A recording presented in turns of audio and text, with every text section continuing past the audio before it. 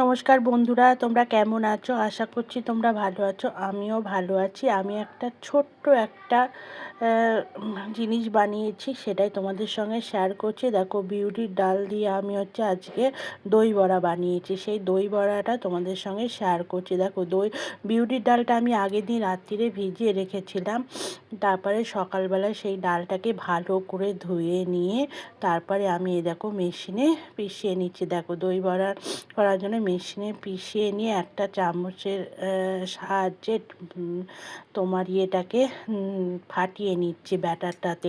ওর মধ্যে কিছু দেইনি, একটু নুন দিয়েছি আর একটু খাবার সোডা দিয়েছি, আর কিছু দেইনি। দিয়ে এবার এই ব্যাটারটা আমি ভালো করে ফাটিয়ে নিচ্ছি। যত বেশি ফাটানো যাবে আর তত ভালো খেতে লাগবে দই বড়াটা। ওই জন্য ভালো করে ফাটিয়ে নিচ্ছি। আর এইদিকে কিছুটা বাটার রয়ে গেছে, এটা রেখে দেবো। অনেকটা ডাল ভিজিয়ে ফেলেছিলাম, বুঝতে পারিনি। এই বাটারটা দিয়ে আমি পরের দিন দেখি কিছু একটা নিশ্চয়ই বানাবো। কি বানাবো সেটাও তোমাদের সঙ্গে শেয়ার করব বন্ধুরা। আর এইদিকে দেখো, আমি দইটাকে করে নিয়েছি।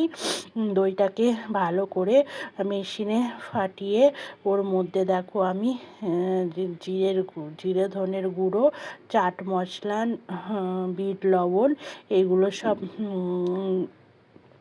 দিয়ে ভালো করে দইটাকে ফাটিয়ে রেখেছি। আর এইদিকে দেখো, আমি একটা কড়াইতে জিরে আর ধনে ভালো করে গরম করে পিষিয়ে একটু পাউডার বানিয়ে সবসময় রেখে দিই এই দই বড়া আর অন্য কিছু বানানোর জন্য।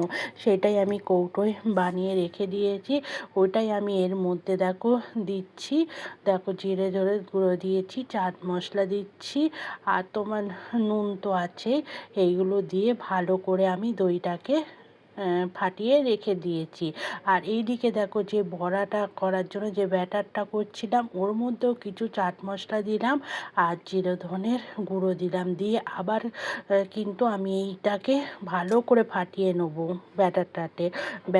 ব্যাটারটা তুমি যতক্ষণ বেশি করে ফাটানো যাবে না, ততক্ষণ কিন্তু তোমার মানে বড়াটা যত ফুলবে আর তত খেতে ততই ভালো হবে। আর এইদিকে দেখো, আমি যে বললাম না যে দইটাকে তোমার ফাটিয়ে রেখেছিলাম, সেই দইটার মধ্যেও একটু চাট মশলা দিলাম আর একটু তোমার ওই যে জিরে ধনের গুঁড়ো করে রেখে দিয়েছিলাম সেটা দিলাম। দিয়ে ভালো করে আমি এদিকে দইটাকে ফাটাচ্ছি।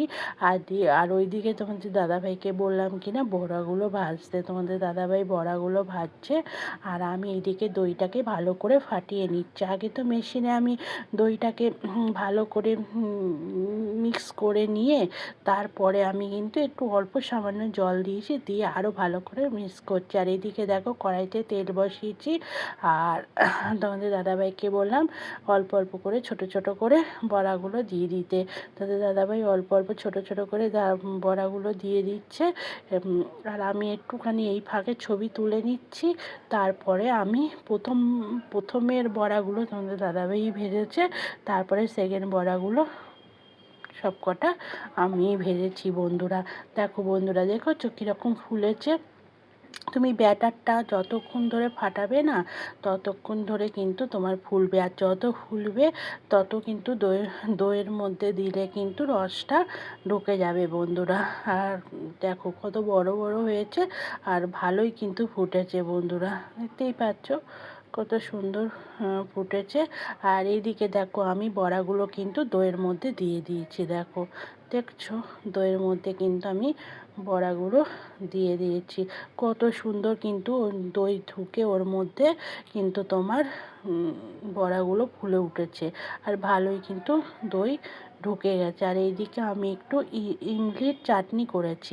ইমলির মানে অল্প করে চাটনি করেছিলাম। সেই চাটনিটা তোমাদের সঙ্গে অফ ক্যামেরায় করেছি, তোমাদের সঙ্গে সেটা আমার দেখানো হয়নি।